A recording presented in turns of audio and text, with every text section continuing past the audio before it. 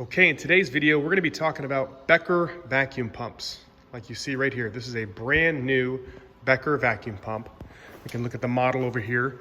This is a VTLF 2.250. As you can see here, model year 2021. This is a brand new pump. It has never been installed yet. So that goes with our new Anderson that's just over there, still waiting to be put together.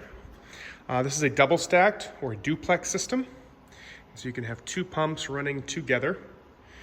But today we're going to take a pump apart. We're going to check out the vanes. Where are they? How do we check them? How do we measure them? Is it difficult or is it easy? You can be the judge. And we're going to do that on an older machine, which is our used Techno 59120 LCX series. This machine is available. This is a early preview. It's not listed yet on the website. A couple of quick highlights. It's got 20 inches of bridge clearance. So you can see this massive Z-axis. You can fit, 20 inches here from top to bottom with about 36 inches of actual Z-axis travel. So you can see that travel goes way up there. So ideal machine for large 3D jobs, molds, prototyping, things like that. It does have 6 zones. It's going to come with our star of the show today, the VTLF 2.250, a little bit older style, very similar, but you see the square design, and also you've got no clear cover for the filter. So we're going to check that out today. We're going to look at the vanes, we're going to check the vanes, give that vacuum pump a clean bill of health before we make it available for sale, which is what we like to do with all of our machines here. So this thing, coming back to the Techno, it's got a 5 horsepower HSD automatic tool changing spindle. And then it will also come with this computer, a full desktop with Windows 10, Dell XPS desktop system with keyboard, mouse, and monitor. It's got an upgraded Techno Titan controller down there. So it uses the latest software. I believe it's a version of Mach 4 that we've got on there now. It's going to come all pre-configured, ready to run with the computer. So literally plug in and play on this machine. So again, check soon. This machine should be available in the next week or so. But today, we're going to spend our time focusing just on this vacuum pump over here. A lot of people are intimidated to tear these open and to check out the vanes and measure them and make sure they're in good health. Definitely want to be doing that on a regular basis for the filter, so we'll do that today as well. But rarely do people check those vanes out. And again, it's something that we always like to do here. We don't want to ship off a vacuum pump and hope it works. We want to know that it's been tested. We've looked at it, we've inspected it, and if those vanes do need to be replaced, we're going to go ahead and replace those as well. So we're going to go ahead and get started on that right now. Okay, on the new systems, you can obviously see you've got a clear plastic cover on the filter. And I like that because you can see if you get anything in there before you check. On the older style, it's going to be on the same side that we're getting our vacuum from, and there's only 4 bolts.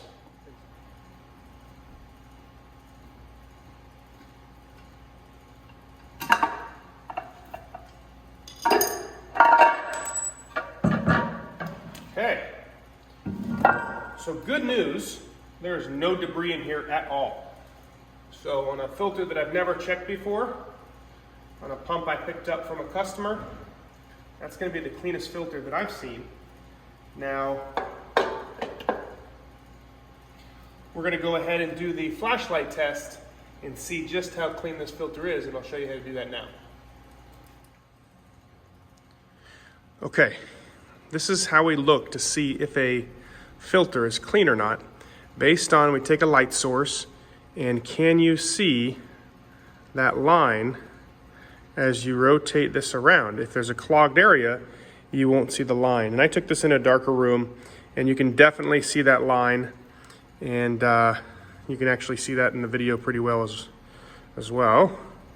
And so oftentimes, if this is clogged or well used and there's dust everywhere, you're not going to see that line at all. And then at that time, you can decide either you want to buy a new filter or try cleaning it out. You can clean these out. Eventually, if they get worn or beat up too bad, you'll just want to replace them entirely. But looking at this, I can tell this is in really good shape. There's almost no debris. I might try to blow this out. And how I'm going to do that is take some air and just go on the inside of that filter. bringing the dust back out from where it came, not from this side in, driving it further into those pleats. So from the inside out, and we'll see if a little bit of dust comes out of there, and I can do that on film for you as well. But because of the environment this was in, they didn't cut wood. This was, again, mostly 3D prototyping. A lot of that debris never made it to this filter. Oh, plus, something I failed to mention on this model, you can see right here, it has an external filter, which you don't see a lot of, a secondary external filter. Techno was always really good about doing that on their machines. And so we're gonna actually check that one. That would be the first one to get dirty. This is the secondary. On some models, it's the primary, just depends on the application.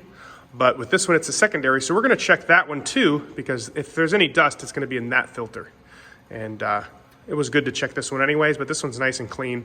And I'm sure it does not need to be replaced at this time.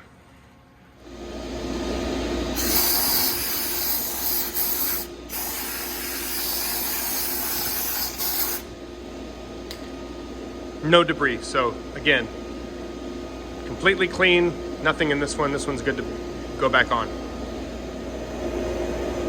And this goes without saying, but we're gonna say it anyways. Anytime you're working on a machine like this, always make sure to verify that it is disconnected and the power's off.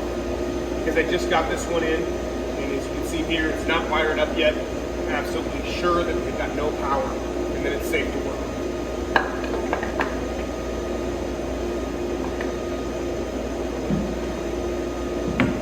You can check to make sure the gasket's in good shape. I can see this one looks great. Just a standard rubber gasket. That's perfect, just like that.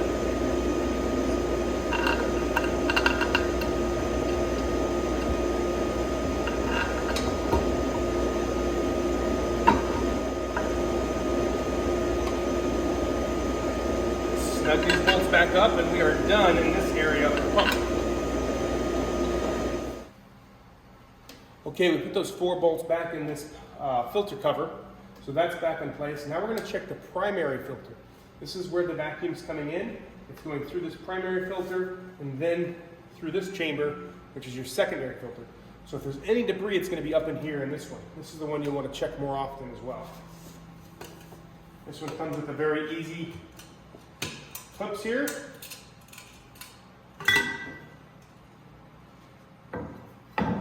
And again, very, very clean. I'll give you a shot in there, almost no debris. And this looks very clean as well.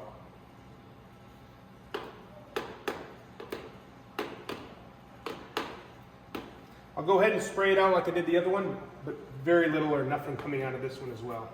Maybe just a little bit of that high density urethane dust. Okay, we'll take a quick look inside here. And as you can see, almost nothing, very clean. So far I'm very happy with everything we're finding on this pump. Now, why are we doing all this? You know, sometimes when you buy a used pump, you don't even get to hear it run. You don't get to see it run. It's not under power. You're just buying sight unseen, uninspected. And that's okay. But when we offer a pump, not only do we like to power it up, make sure it pulls vacuum, sounds good, but then we go a little bit beyond that. We want to check all the filters, pull the vanes out, make sure the vanes are intact and in good condition and within the current specs. That way we're giving the best possible vacuum pump with our machines and to our customers that we can. We're going to do that same test on this pump, and as you can see, very clean. You can see those lines where that light shining through as I rotate this. So again, very clean pump. Again, that goes to the low hours on this machine and on this pump, and how they just really weren't allowing much to pass through that table and get into the vacuum pump system. Okay, in a typical setup, I'd get a shop vac and, you know, vacuum out all the debris and dust that I can see in here. Again, when this is such little, I'm literally just gonna wipe it out, and that's done. I mean, that looks brand new in there. The paint's still shiny. So no issues with this. We're gonna go ahead and put that filter back in. Okay, so it doesn't matter which way this filter goes, but it does sit up against a little seal there. And then this part just finds the center of this part. And then you've got this ring here, so make sure this ring doesn't fall out in the middle of what you're doing, and make sure all these little clips are out of your way. We're gonna go inside there, push up a little bit, and right on.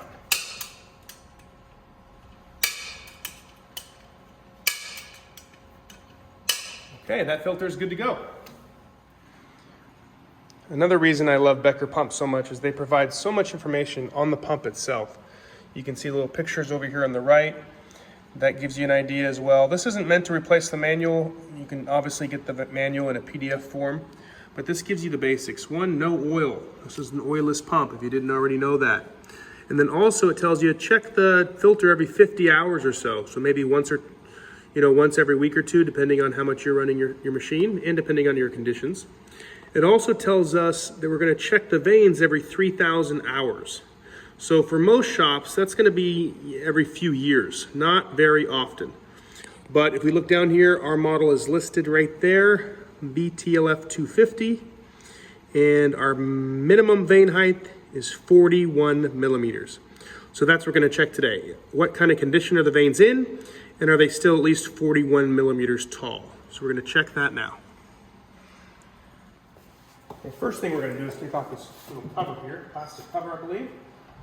It's a 6 millimeter. We'll use our T-handle here. I believe there are 4. Yep, one on each corner. So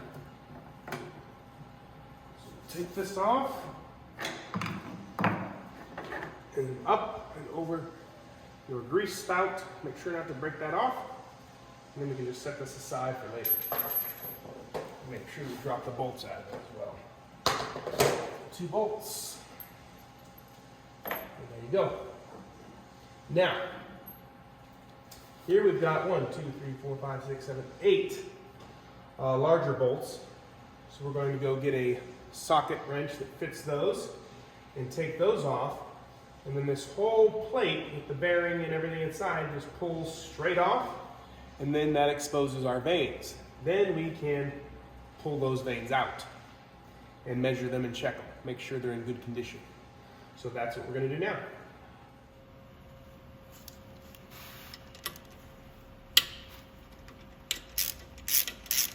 So these are just 13 millimeter bolts. They're on there pretty tight, so they just need to be cracked loose, and then you can spin them out pretty easily.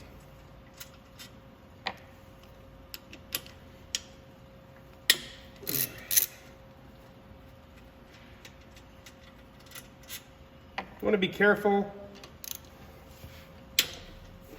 Make sure you're working straight, you're threading these on straight. We don't want to try to go too snug and snap these off. Looks like 2 more on the bottom.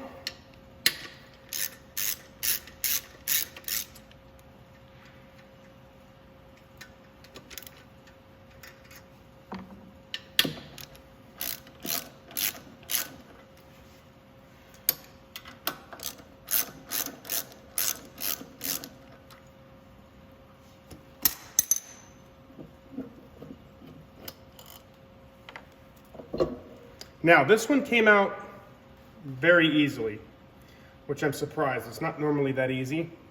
And so if it had not come off easily, get those back on the pins, you can see there's 2 threaded spots right here where your bolts will thread right back into, one on that side and one also on this side. And so all we've got to do is tighten those down, and that'll kick this plate off as well. So that's the other way to do it.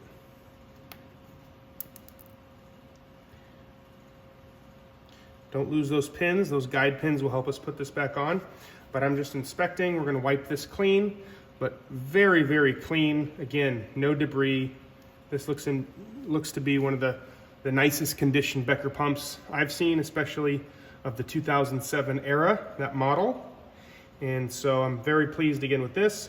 We're going to set this aside and take a look at the vanes.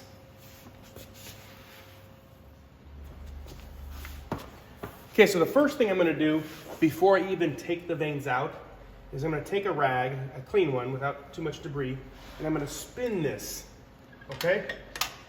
This is how the vanes would typically react in a normal environment.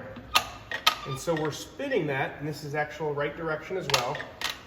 And what I'm checking is to make sure that all those vanes are flowing normally and moving as I turn them around.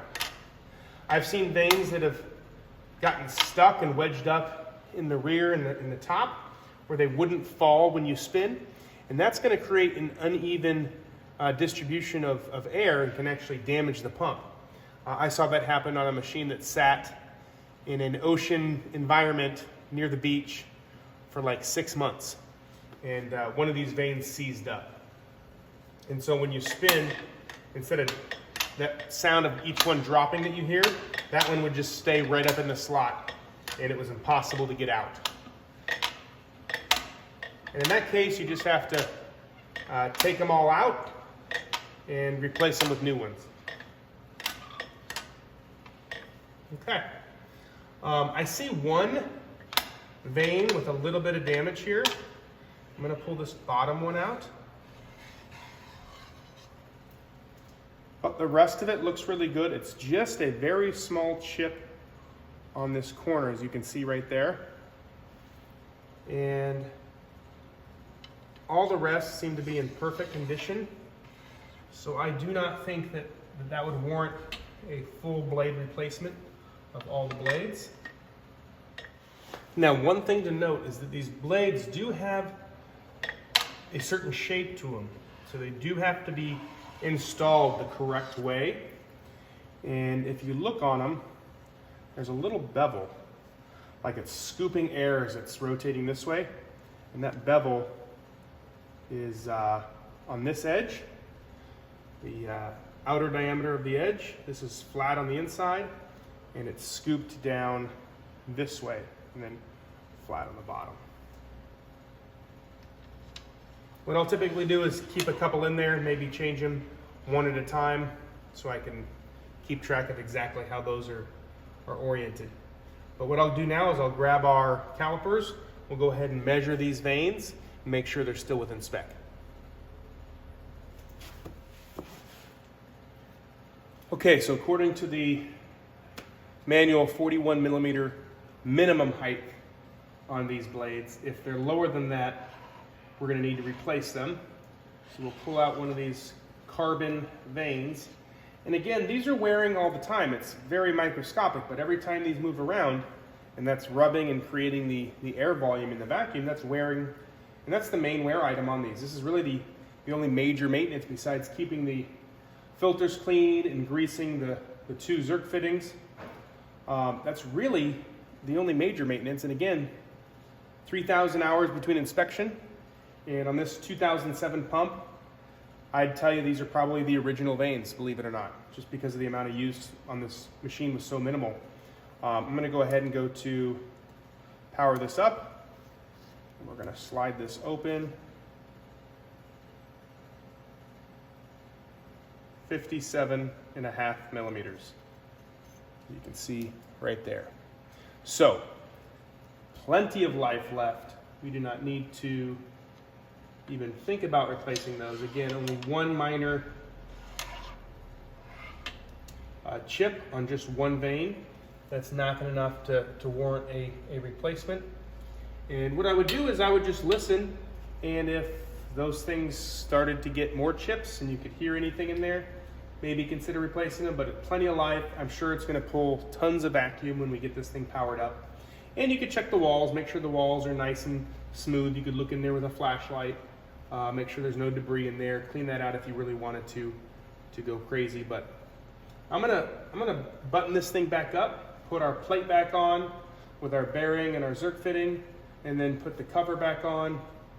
And we're gonna get this thing ready to power up. Okay, we had one pin fall out. So we're going to put that pin back in. Now we can bring this up carefully over the spindle and right in line with those pins, then are in line with all the threads. And again, these should go on nice and easy. I'm gonna put all these in by hand to start. And that way I can make sure that I'm not going in sideways. I'm not gonna be stripping these. Everything's gonna go in nice and smooth.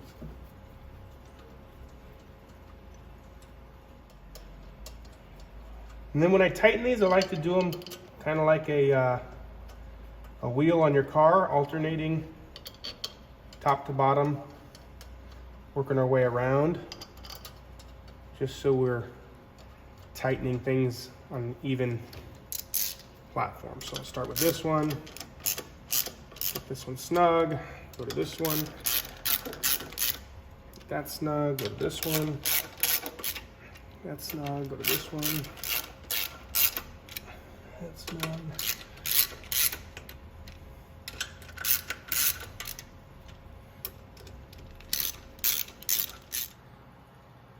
Okay, so our final inspection is complete.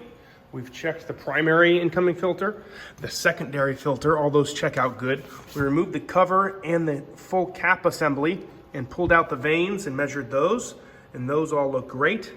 So the next thing we're gonna do is get power to this machine, bump check it for proper rotation, make sure it's rotating in the proper direction.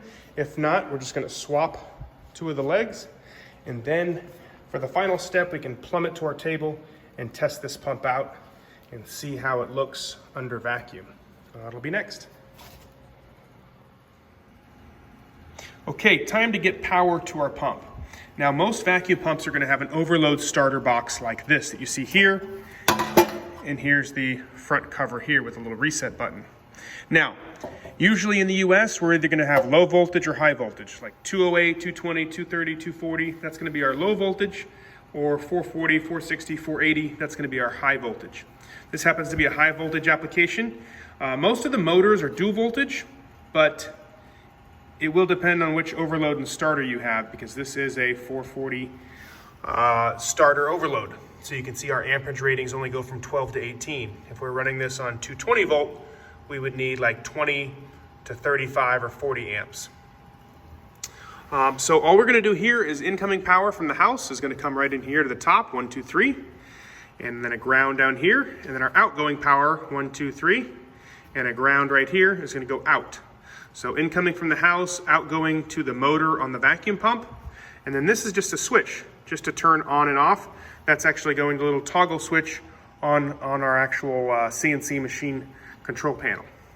So there you go, that is the overload situation. Here is what the power looks like that's gonna come in to our vacuum pump. Now again, like I mentioned, most vacuum pumps are dual voltage. You can see that stamped right here on the motor. Here is our 60 hertz, and you have the 2 options there, and it shows you the amperage on each one of those. Now, although this motor can go either way, you do have to make an adjustment here inside depending on what voltage you're gonna use, and you'd have to match that with a proper overload. Inside the little cover plate can show you the 2 different ways that you can set this motor up. And it's pretty simple once you understand what these 2 things are telling us here. So right now this is set up at the high voltage. We've got 440 volt, and this is correct for that setup. And you see these bars, there's actually 3 of them. If we look inside here, there's 2 here and 1 here. So these are set up horizontally on this top row, and that's what you're gonna do if you've got a high voltage application, just like you see over here under the Y setting. For the delta, or the low voltage setting, we would set those 3 bars up vertically. So we'd unscrew these, take these out and put 1 here, 1 here, and 1 here. We'd still be bringing our power into these 3 points, but it changes how the motor's set up depending on how we move these bars around. And that's really all there is to it to change a motor from low voltage to high voltage. So now we're gonna take our terminals here, and we're gonna put those 3 on and tie in our ground, and then we'll move back over to the overload. Okay, this is 8mm bolts. So we'll just go ahead and take these off. .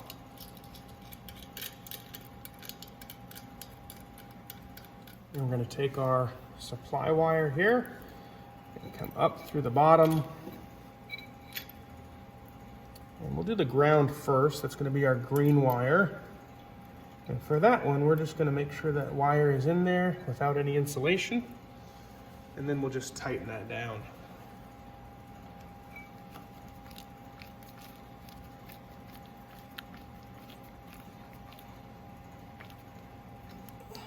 Make sure that's nice and tight. And now we can put in our 3 terminals.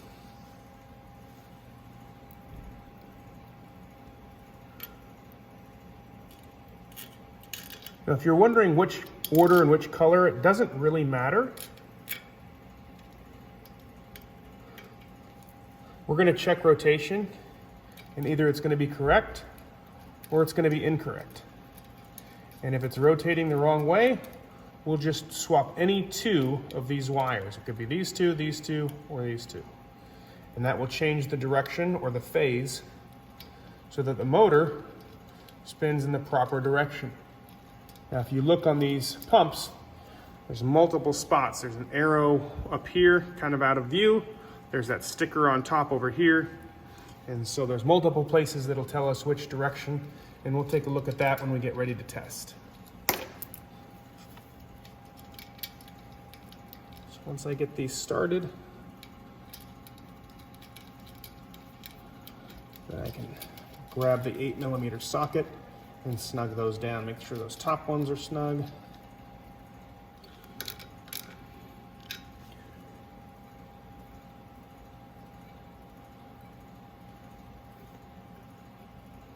Now that's nice and snug. We'll hold off on putting our plate back on, again, until we've checked rotation.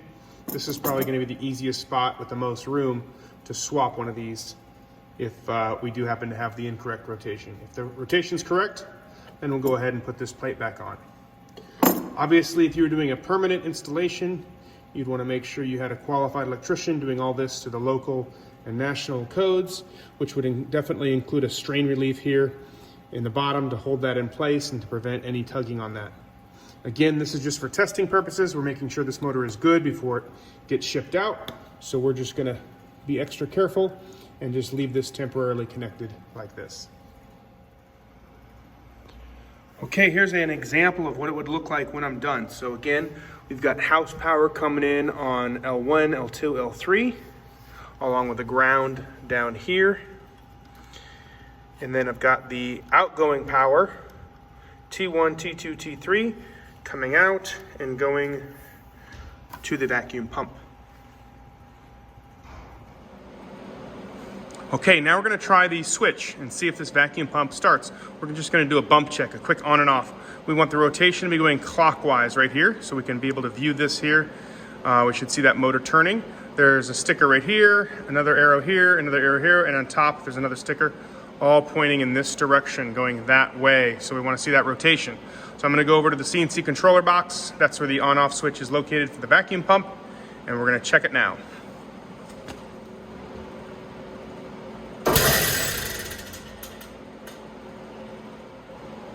Okay, it looks like the direction was good. I'm going to go ahead and turn it on, let it run for a few seconds, and so we can listen and see how it sounds.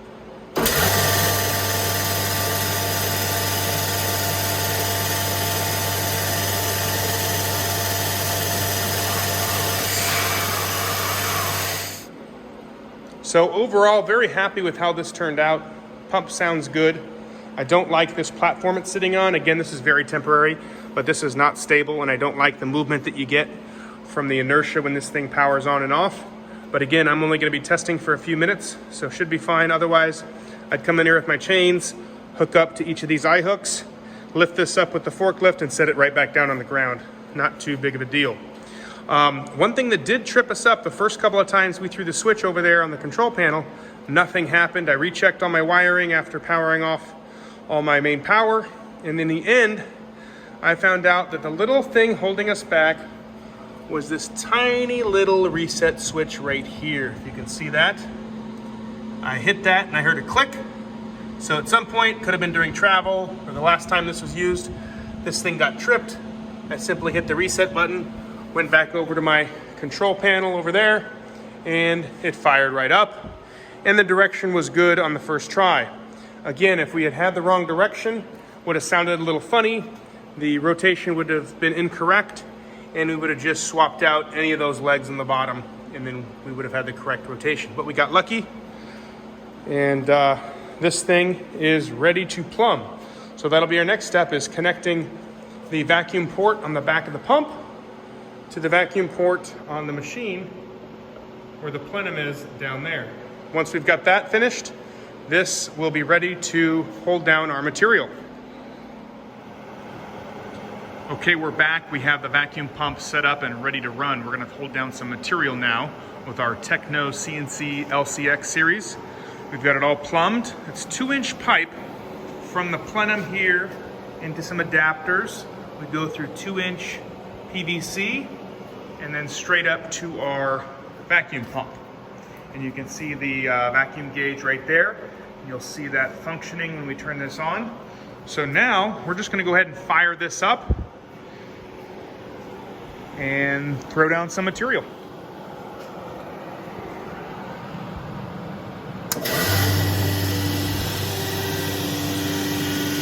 So as you can see, we've got 6 vacuum zones. Right now I have these 2 zones on and the other 4 zones are off.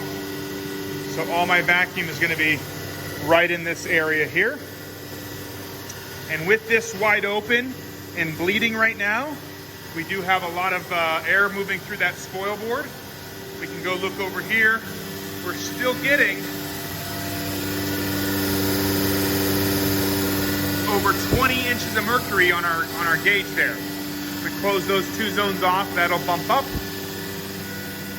And we'll go ahead and do that now just to show you. If we rotate this way, it's closed. Now that's fully closed. If we come over here, we can see this gauge pops up almost 23 or 24 inches of mercury. Now, if we look over here, very little coming out of the exhaust because there's not much air moving right now because we're deadheading this pump. We've got it completely sealed off. But these pumps do have the relief valve, so you can actually feel vacuum or air sucking through here because that relief valve inside of here is now wide open to get air to travel through to keep this pump from overheating. So that's a safety feature. If you don't have a relief valve on your pump, you're going to burn your pump up. So that's working good. You can see under full load that this vacuum pump still sounds very good, very strong, and pulls a lot of vacuum. We're going to go ahead and go back over here to the front of the machine.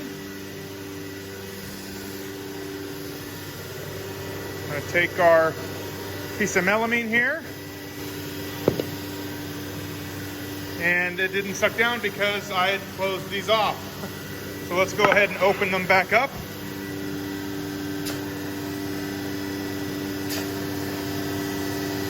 Now, take our piece of melamine here, throw that on the table, and I will cut my hand on the side of this sharp melamine before I'll move that piece. And so there you got it. Our vacuum pump is functioning great. It's plumbed correctly. It's set up and ready for use. So in our next video, what we're going to do is we're going to set up an actual job, put it on the table, turn the vacuum on, and cut it. That'll be our final video for this machine. Thanks for watching.